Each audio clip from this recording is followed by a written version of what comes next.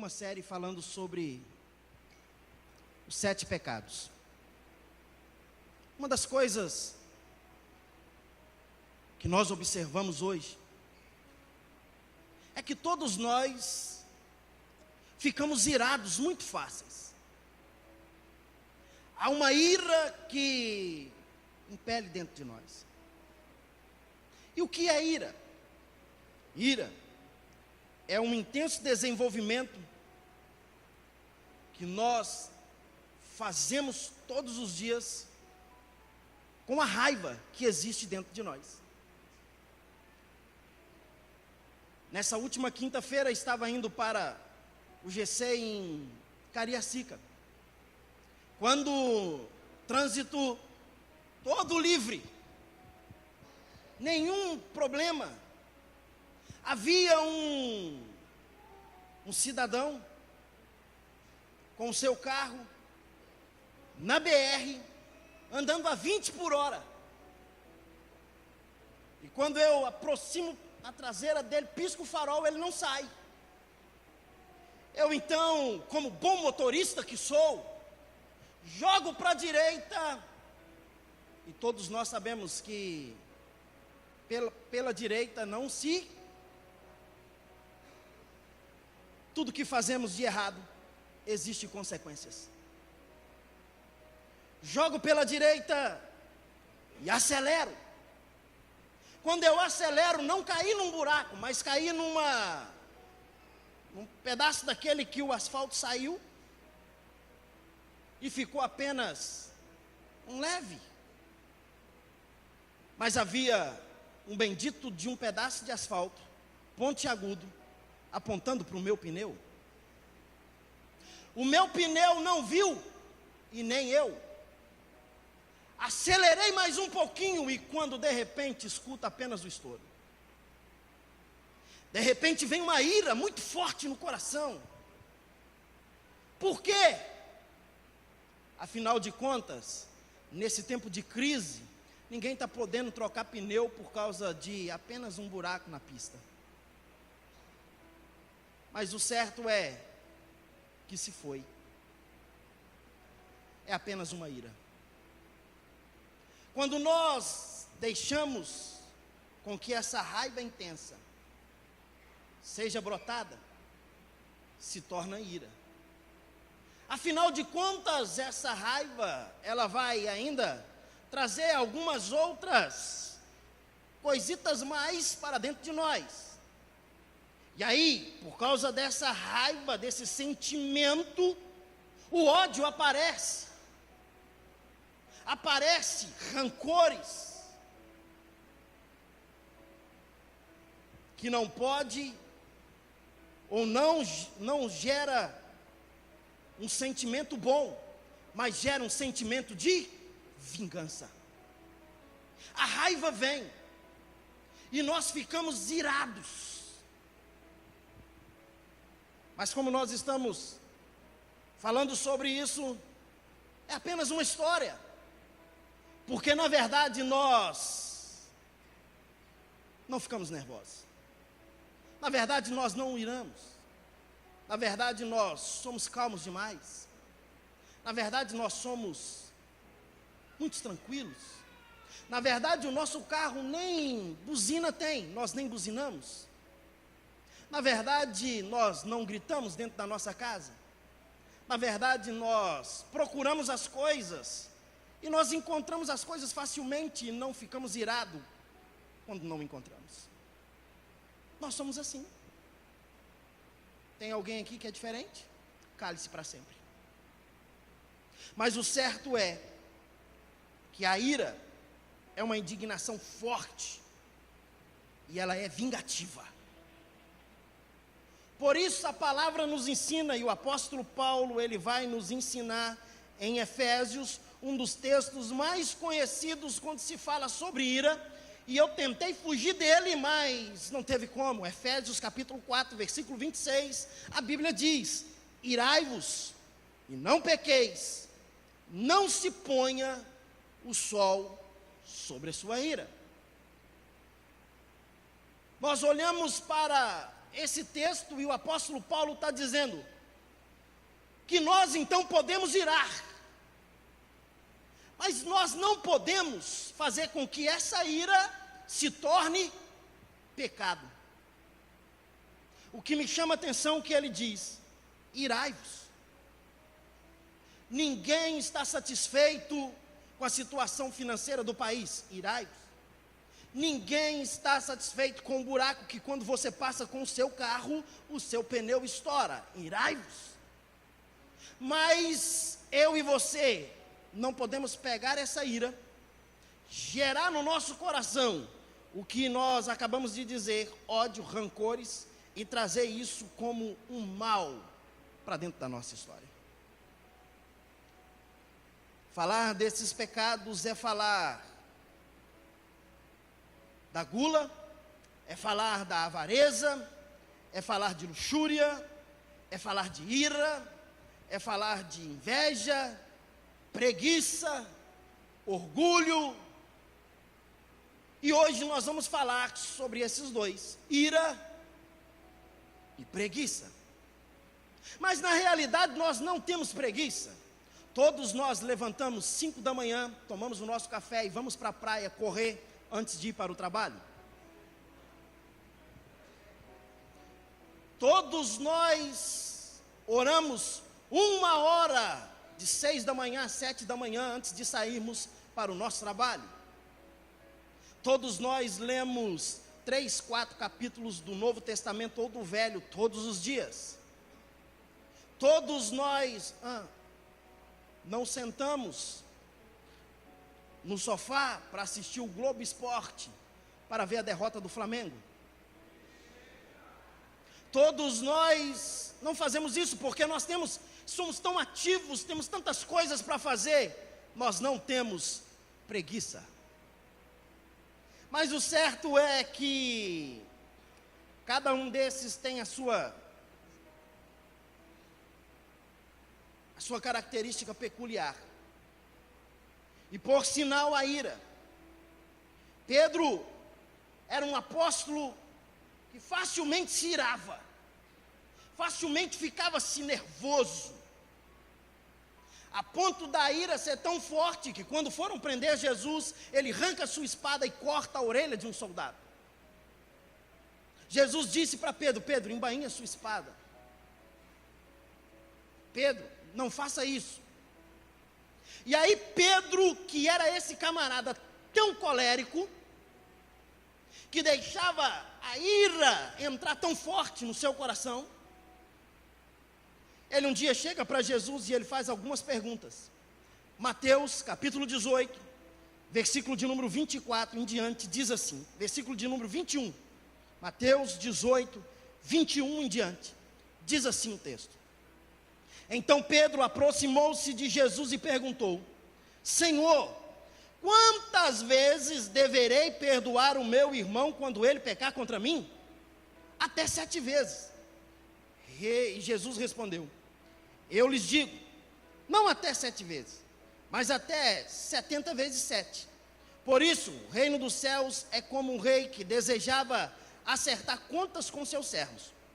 Quando começou o acerto, foi trazido à presença um que lhe devia uma enorme quantidade de prata. Como não tinha condições de pagar, o Senhor ordenou que ele, sua mulher, seus filhos e tudo que ele possuía fossem vendidos para pagar a dívida. O servo prostou-se diante dele e implorou: Tem paciência comigo e eu te pagarei tudo. O senhor daquele servo teve compaixão dele, cancelou a dívida e deixou ir. Mas quando aquele servo saiu, encontrou um dos seus conservos que lhe devia 100 denários. Agarrando-o, começou a sufocá-lo e dizer: Pague-me o que me deves. Então o seu conservo caiu de joelhos e implorou: Tenha paciência comigo e lhe pagarei. Mas ele não quis, antes saiu e mandou lançá-lo na prisão até que pagasse toda a dívida. Quando os outros servos, companheiros deles, viram o que havia acontecido, ficaram muito tristes e foram contar ao seu senhor tudo o que lhe havia acontecido. Então o Senhor chamou o servo e disse: servo mau, cancelei toda a sua dívida, porque você me implorou. Você não deveria ter tido misericórdia do seu conservo, como eu tive de você? Irado, o seu senhor entregou aos torturadores, até que pagasse tudo o que devia. Assim também lhe fará meu Pai Celestial, se cada um de vocês não perdoar de coração o seu irmão. Posso ouvir um amém, gente? Amém. Esse texto explica muito bem. E ele diz que Pedro chega para Jesus e diz: Jesus, eu preciso perdoar 7 vezes. Jesus diz: não, 70 vezes 7. Jesus vai contar essa parábola, e ele vai contar dizendo: olha, havia um homem que estava devendo para o rei uma certa quantia, e quando ele chega na presença do rei, o rei diz assim: pague-me, e ele diz: eu não tenho como pagar. Meu senhor, eu te imploro misericórdia, eu não consigo pagar a minha dívida. O rei olhou para ele e diz: vai embora, a partir de hoje você não me deve nada. Ele saiu do palácio, foi para a rua, encontrou alguém que o devia, e aquela pessoa devia apenas 100 denários. Ele então pega, eu imagino, quando o texto diz que ele sufocando, eu imagino que ele agarra esse camarada pelo colarinho da camisa, começa a enforcar e dizer: paga-me o que você está me devendo, eu preciso que você me pague. Ele recebeu o mesmo pedido que ele havia feito. O pedido que ele tinha feito era: Senhor, meu rei, me perdoe, eu não tenho como pagar. Quando aquele homem faz o mesmo pedido para ele, ele diz não.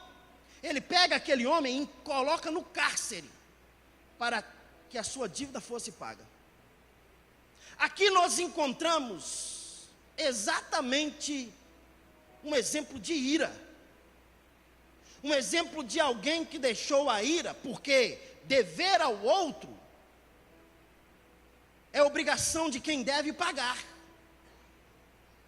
Dever tem que se cumprir o que se deve, mas aquele homem não tinha como pagar, e aquilo ele ficou irado, porque aquele homem não tinha 100 denários para lhe entregar, porém, ele devia muito mais para o outro. Ele estava mais ou menos o ditado que nós falamos hoje: faz o que eu falo, mas não faz o que eu faço. Ele estava dizendo: olha, o que eu faço, as minhas situações, você não toma como exemplo, você apenas faz o que eu falo. Tem que ser honesto, tem que pagar, vem, traz para mim, mas o que eu faço, ó, eu estou devendo todo mundo, mas eu quero receber de você. Primeira coisa que eu aprendo: todo mal pagador é bom cobrador. Quem trabalha no comércio sabe muito bem disso. Todo mal pagador é bom cobrador. Esse camarada era assim. Jesus começa a contar isso para Pedro. Pedro começa a estatalar os olhos, porque ele percebeu em 2 distintos momentos, na mesma história e na mesma situação, o momento da ira. Quando os servos daquele homem viu, disse assim: olha, vamos contar para o rei. Contou para o rei veio, chamou-o e diz: olha, eu fiz a mesma coisa com você, por que você não perdoou? Por que você não fez? Traduzindo, ele estava recebendo os mesmos ditados que nós fazemos: venha a nós o nosso reino. Queremos só para nós. Eu não perdoo, eu não vou perdoar a dívida, porque ele está me devendo. Mas ele não tem como pagar. Não, se ele não tivesse como pagar, não pegaria emprestado. Mas ele também esqueceu que ele devia muito mais para o rei. A palavra diz que de repente, Jesus vira para Pedro e vai dizer para Pedro uma palavra. E ele diz para Pedro assim: assim também, fala comigo, assim também é o vosso Pai Celestial. Pedro olhou os olhos e disse: mas o que tem a ver essa história com o meu Pai Celestial? Jesus disse: se cada um de vocês, sabe quem Jesus estava dizendo? Você. Se cada um de vocês que estão aqui hoje, na Igreja Batista da Lagoinha de Vila Velha, perdoar de coração, não é de boca. E é tão sério que a oração do Pai Nosso nos ensina algo tão importante. E todos nós conhecemos a oração: Pai nosso que estás no céu, santificado seja o teu nome, venha a nós o teu reino, seja feita a tua vontade, assim na terra como no céu. O pão nosso de cada dia nos dai hoje, perdoa as nossas dívidas, assim como já temos perdoado. Não nos deixeis cair em tentação, livra-nos do mal, pois teu é o reino, o poder e a glória para sempre. Amém. A gente pensa que quando se fala amém, terminou a oração, mas a oração continua. E Jesus ensinando, ele diz: porém, se vocês não perdoarem as ofensas das pessoas, se você deixar a ira entrar no teu coração, essa cólera, esse rancor, esse ódio, e essa ira tomar conta da sua alma, porém, se você deixar isso acontecer e não perdoar aquele que lhe ofendeu, o vosso Pai Celestial não vos perdoará as vossas ofensas. Termino a primeira parte da ira dizendo: nós estamos a mesma coisa dessa história, porque nós devemos muito para Deus. Toda hora nós erramos contra Ele, toda hora nós pecamos, toda hora nós recebemos de Deus, quando nós dobramos o joelho e dizemos: Pai, eu não tenho como pagar essa dívida. Aí a palavra diz que Ele cravou na cruz toda cédula, toda dívida que era contra nós. Recebemos o perdão de Deus, nós ofendemos a Deus, nós criticamos a Deus, nós falamos mal de Deus, nós zombamos de Deus, e mesmo assim somos perdoados por Deus. Mas quando alguém pisa no dedinho do nosso pé, que a unha estava encravada, a ira aflora. E nós não perdoamos. E quando não perdoamos, eu tenho uma triste notícia para te dar. Se você não perdoar, você não recebe perdão de Deus.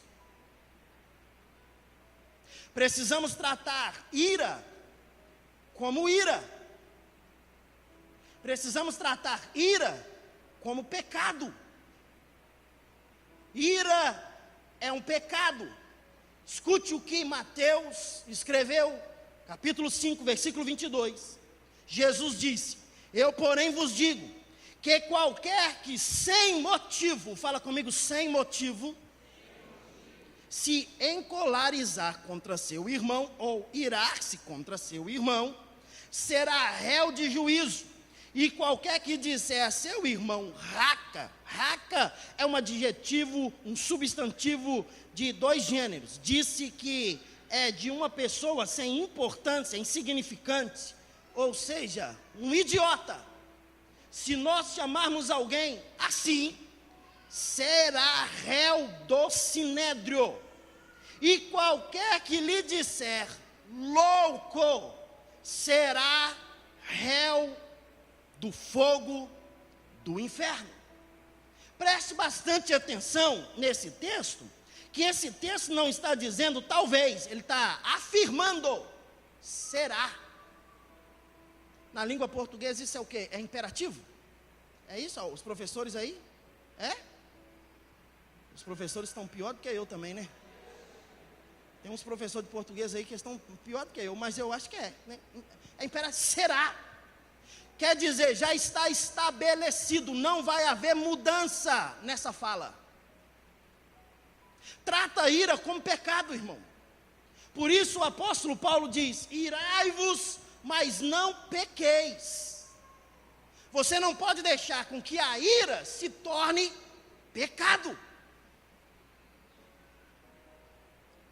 A palavra diz: se tão somente odiares o teu irmão, no seu coração já o mataste.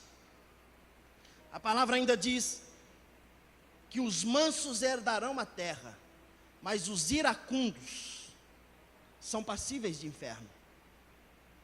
Mateus capítulo 11, versículo 29 diz: tomai sobre vós o meu jugo, e aprendei de mim, que sou manso e humilde de coração, e encontrareis descanso para as vossas almas. Se somos discípulos de Jesus, essa palavra deve estar no nosso coração. Pisou no meu dedinho do pé, eu ainda tenho mais 9 para ele pisar. Jesus disse assim: se o teu irmão te pedir a capa, a túnica, entrega tudo. Mas isso não é fácil. Imagina você no ponto do ônibus, o ladrão vem e rouba seu celular, iPhone 7 que você comprou em 30 pagamentos. Aí você tem o iPad que está dentro da mochila. Você vai tirar e dizer: não só o iPhone, leva o iPad também, por favor.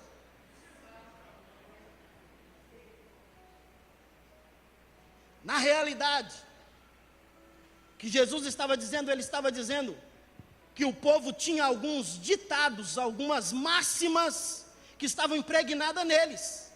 E Jesus queria mudar essa história no meio daquele povo.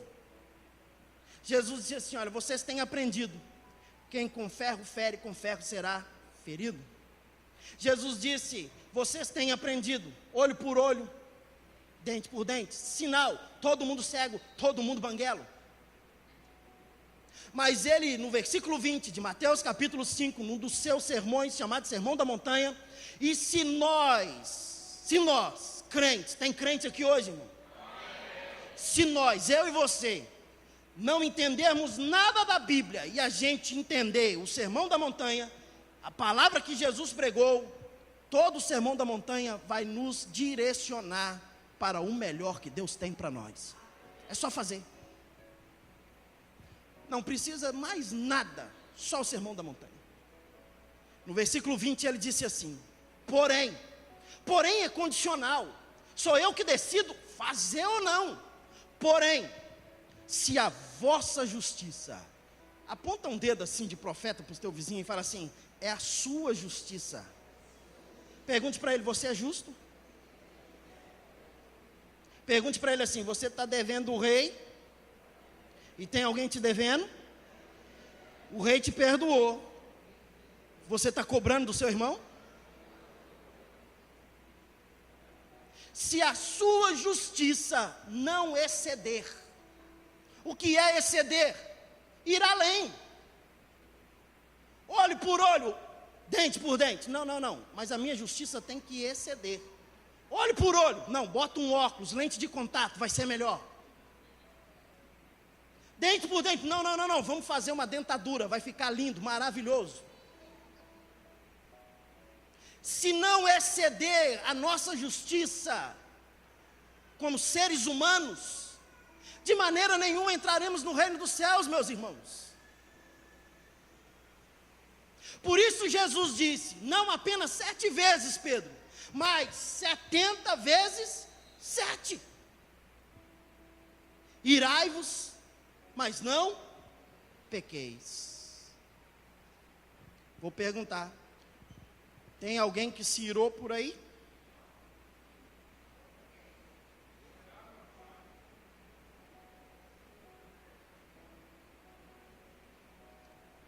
Termina essa parte da ira dizendo, Efésios capítulo 4, versículo 1, diz assim: rogo-vos, pois eu, o preso do Senhor, que andeis como digno da vocação com que fostes chamados, com toda humildade e mansidão e longanimidade,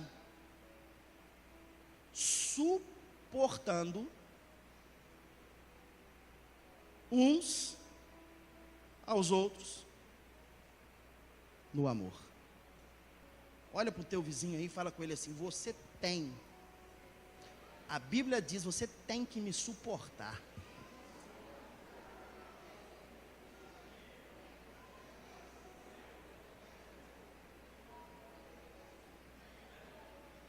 Agora tem um detalhe, você disse para ele e ele disse para você. O grande detalhe é que nós queremos que as pessoas nos suportem, com os nossos defeitos, com as nossas iras, com os nossos, tudo, mas nós não suportamos ninguém. Não deixe com que a ira se torne pecado na sua vida. Mas não falar apenas da ira, mas falar da preguiça. Preguiça é um negócio tão bom. Ficar deitado no sofá assistindo Netflix o dia inteiro é maravilhoso. Tem cada filme maravilhoso. Assisti Titanic, Rambo 1, 2, 3 e 4.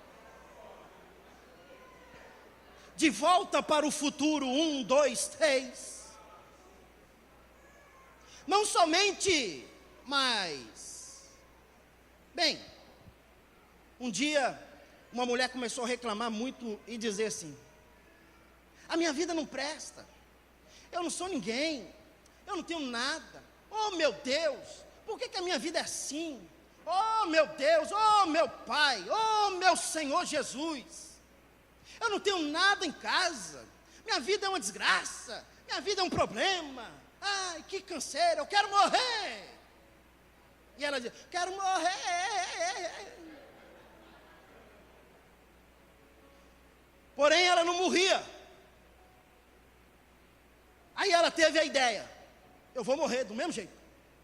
Comprou um caixão, deitou dentro do caixão e disse para os filhos, para os amigos, para quem quer que seja: me leva para o cemitério, dentro do caixão.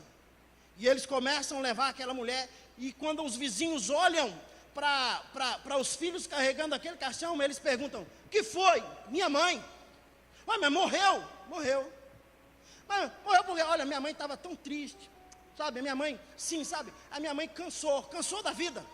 Minha mãe disse que não tinha nada, que a vida era uma desgraça, que a vida era isso, que a vida era aquilo, e tal, e foi falando. Mas o que estava acontecendo? Olha, moço, lá em casa não tem feijão, lá em casa não tem arroz, lá em casa não tem macarrão, não tem leite, não tem nada, lá em casa nada. Lá em casa era fubá suado todo dia, a gente estava cansado, minha mãe cansou disso, e ela não morreu, ela está viva aqui dentro, e nós estamos levando ela para enterrar, porque diz ela que ela não morre, então ela quer morrer do mesmo jeito. Aí veio um dos homens mais importantes da cidade, disse: para o caixão. Parou, abriu. Ela olhou para ele e falou assim: o que foi, moço? Ele disse assim: pode levantar daí, dona, que todo dia eu vou sustentar a senhora a partir de hoje. Não é por causa disso que a senhora vai morrer. Se está faltando feijão, se está faltando arroz, se está faltando macarrão, todo mês vai ter isso dentro da sua casa, porque eu vou te dar. Ela olhou para ele e falou assim: já vai vir cozido.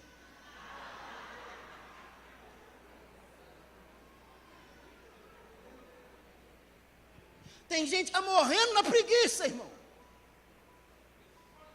Hoje nós estamos vivendo um tempo em que falta emprego no nosso país, mas não falta trabalho. Trabalho tem de montão. A gente está querendo emprego, mas a gente precisa entender que a gente precisa sair da Netflix, a gente precisa sair da Sky, a gente precisa sair, e a gente está vivendo um tempo em que a preguiça tem tomado conta muito grande. Agora, escute o que a Bíblia diz, e eu vou terminar. Provérbios capítulo 6, versículo 6 diz: vai ter com a formiga, é o texto mais conhecido, ó preguiçoso. Eu duvido, eu vou falar a primeira parte, E na hora que chegar a parte do preguiçoso, eu duvido se você tem coragem de colocar o seu nome. Observe a formiga. Está vendo que ninguém fala? Reflita nos caminhos dela e seja sábio. Provérbios 21, 25 diz: o desejo do preguiçoso mata, porque suas mãos se recusam a trabalhar. O que é preguiça, então? Considerada pecado. Porque estar em casa no domingo, sem fazer nada, assistindo Netflix, não é pecado. Amém, gente? Estar em casa assistindo o jogo do Flamengo é pecado dobrado. Amém, gente? Isso dá uma preguiça. Brincadeira, tá? Eu gosto sempre de mexer com vocês do Flamengo, porque vocês apelam rapidinho, né? Ficam todos irados. Ainda bem que não pecam. Glória a Deus por isso. Mas escute bem, a preguiça como pecado é aquela que, mesmo quando temos tempo sobrando, deixamos de fazer coisas boas em função de Deus ou do próximo. Pois o apóstolo Tiago disse assim: aquele que sabe que pode. Tiago não está dizendo aquele que tem condição. Tiago diz: aquele que sabe que pode fazer o bem e não faz, nisso está pecando. Agora escute uma coisa. Provérbios capítulo 20, versículo 4 diz: o preguiçoso não lavrará por causa do frio, pelo que mendigará na cega e nada receberá. Provérbios 22, 13, diz o preguiçoso: um leão está lá fora, estarei morto em meio às ruas, não posso sair. Eclesiastes capítulo 11, versículo 4, quem observa o vento nunca semeará, e o que olha para as nuvens nunca cegará. De vez em quando a gente olha da varanda da casa assim, a gente olha e fala assim: vai chover, vou ficar quieto em casa. Agora, quando a Bíblia está dizendo preguiça, ela está dizendo quando nós deixamos tudo aquilo que nós poderíamos fazer para Deus, e nós não o fazemos. Porque Deus não é preguiçoso. Deus trabalhou 6 dias, no 7º Ele descansou. No 7º, Deus colocou os pés para cima e disse assim: agora vou desinchar os meus pés, vou ficar numa boa, vou assistir Netflix, vou fazer o que eu quero fazer, ficar quieto. E Ele determinou que nós tenhamos um dia de descanso. Ninguém é privado disso. Você precisa ter o seu dia de descanso.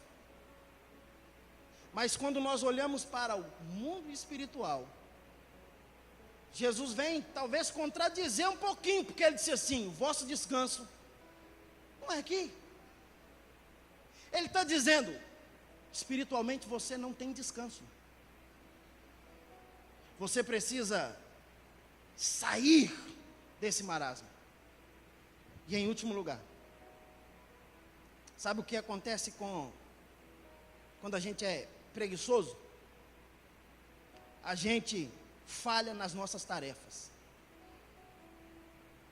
A gente falha nas nossas tarefas. Pessoal do louvor, Provérbios 12, 27 diz: o preguiçoso não assará a sua caça, mas o bem precioso do homem é ser diligente. O preguiçoso não assará a sua casa. Provérbios 26, 16 diz: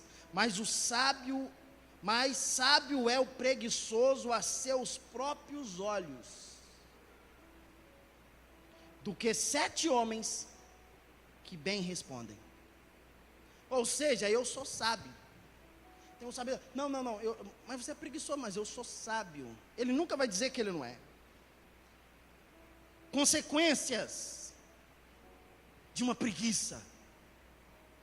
E às vezes a preguiça dá preguiça, irmão. Tem hora que dá uma preguiça terrível.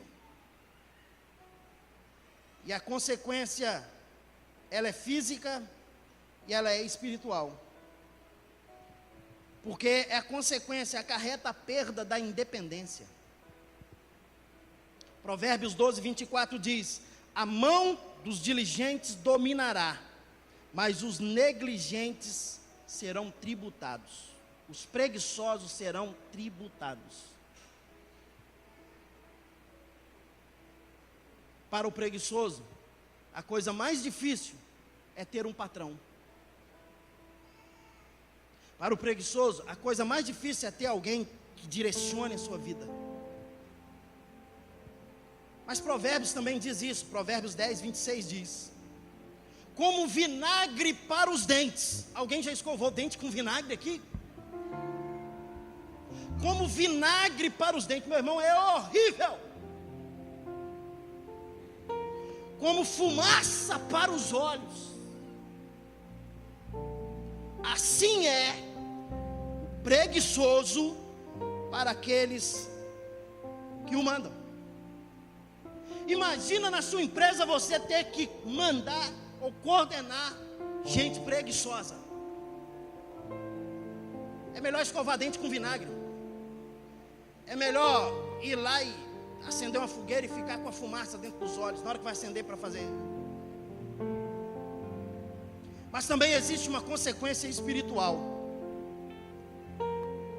E a consequência espiritual é trágica. Mateus capítulo 28, versículo 18, diz assim: chegando-se Jesus, falou-lhes dizendo: é-me dado todo o poder no céu e na terra. Portanto, ide, fala comigo, ide, fazei discípulo de todas as nações, batizando-os em nome do Pai, do Filho e do Espírito Santo, ensinando a guardar todas as coisas que eu vos tenho mandado. E eis que eu estou convosco todos os dias, até a consumação dos séculos. Com carinho, com respeito, põe a mão no ombro desse irmão que está do seu lado, dá uma balançada nele, até ele ficar irado, mas não pecar. Diga para ele: vamos sair da preguiça, irmão? Diga para ele assim: vamos fazer discípulos? Ei, mas você tem condição de fazer discípulo? Discípulo é aquele que é da mesma forma que eu sou. O que o preguiçoso vai gerar, irmão? Nós estamos vivendo uma geração que nós estamos fazendo discípulos deturpados, preguiçosos concernente à leitura, preguiçosos concernente à oração. Se você procura a intercessão, você vai querer o quê? Encontrar pessoas que estão dispostas a orar por você. Se você procura alguém, você está disposto que alguém faça. Agora, ei, deixa eu dizer para você, você pode ser um intercessor. Ei, você pode ser um líder, você pode ser um líder de GC, você pode ser um pastor. Agora, para que isso aconteça, vai depender de quem está gerando isso em você.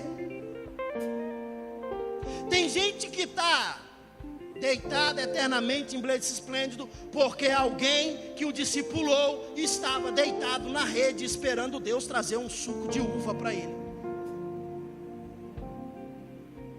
Tem gente dizendo: Deus vai fazer por mim, pastor. Eu creio que Deus faz, irmão. Agora, Deus só pode fazer aquilo que é impossível para mim. Deus não vai fazer aquilo que eu posso fazer. Deus não vai realizar aquilo que eu posso realizar. Deus chamou Adão e disse: Adão, onde você está? Na minha cabeça eu entendo algo. Será que Deus, que é onisciente, onipresente, onipotente, será que Deus conhece por dentro e por fora? Será que Deus sabe todas as coisas? Precisava chegar no jardim e dizer: Adão, onde você está, Adão? Será que Deus não sabia onde Adão estava? Sabia. Sabe qual é a realidade que Deus estava perguntando? Adão, onde você está? Deus estava dizendo: Adão, como é que está o teu coração e a tua atitude? Adão, onde você está com o que você está fazendo? Adão, acorda. Adão se apresentou. E você conhece o restante da história. Tenha força. Saia dessa preguiça espiritual. Está na hora de levantar, sacudir a poeira. Nós estamos vivendo o último tempo da igreja na face da terra. Deus não está interessado se a gente tem uma banda muito boa, se a gente canta muito bem. Não. Deus está interessado em quantas almas nós estamos ganhando para Ele. Deus não está interessado se o nosso ar-condicionado está em 22, 20, 20, 18, 16. Não. Deus está interessado em saber o que nós estamos fazendo. Quando nós entramos na fila do banco e tem uma pessoa desesperada do nosso lado dizendo para ele mesmo: alguém, por favor, me dá uma resposta, que eu preciso de uma resposta. E nós não falamos. Nós nos calamos. Deus essa noite está despertando você. Sabe por quê? Porque Ele quer contar com você. Deus essa noite está dizendo para mim e para você: olha, aprenda uma lição. Saia da preguiça. É tempo de você levantar, meu irmão. É tempo de você acordar. É tempo de você se posicionar. É tempo de você dizer: eis-me aqui, Senhor, envia-me a mim. É tempo de você dizer: Satanás não vai derrubar o meu casamento. Levanta, lute por ele. Satanás não vai derrubar aquele que eu estou orando para que ele seja salvo. Ei, continua orando por ele. Fale com Deus. É tempo da gente sair dessa preguiça que às vezes estamos. Amanhã é segunda-feira. Como seria bom você ficar em casa. Mas muitos aqui não vão ter esse privilégio. Muitos vão ter que levantar cedo. Tem alguns que já estão olhando para o relógio e dizer: pastor, termina logo porque eu tenho que jantar e dormir. Pastor, amanhã eu tenho que pegar o ônibus, ele está lotado. Ei, aproveita amanhã.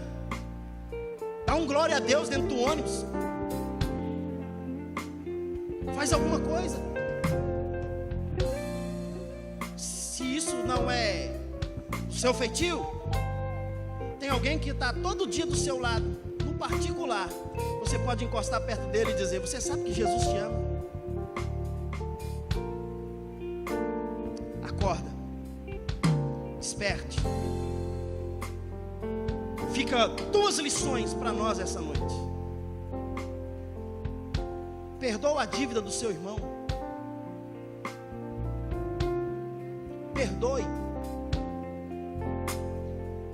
Se ele te ofendeu, perdoe. O maior prejudicado está sendo você. Porque naquele dia Jesus vai olhar para você e falar assim: mas eu mandei você perdoar. Mas ele era chato demais, pai. Jesus, olha, eu não suportava. Ele pisava no meu... Mas eu mandei você perdoar 70 vezes 7 por dia.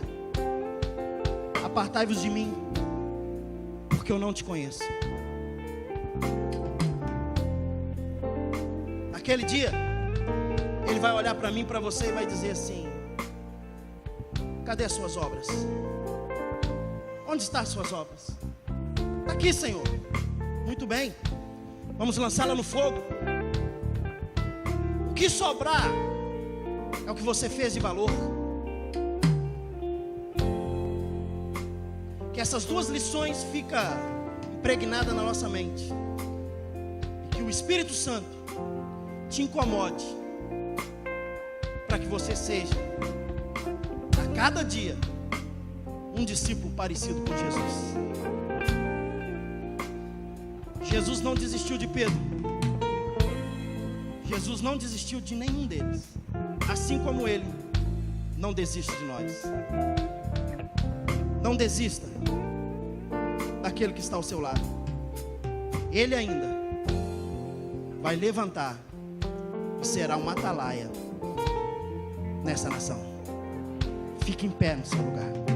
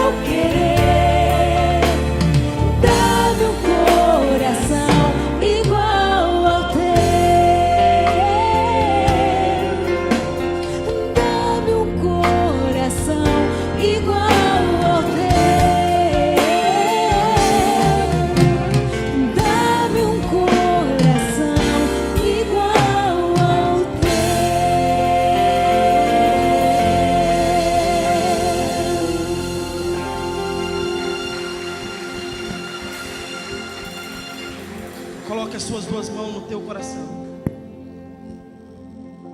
E após mim, ore assim dizendo: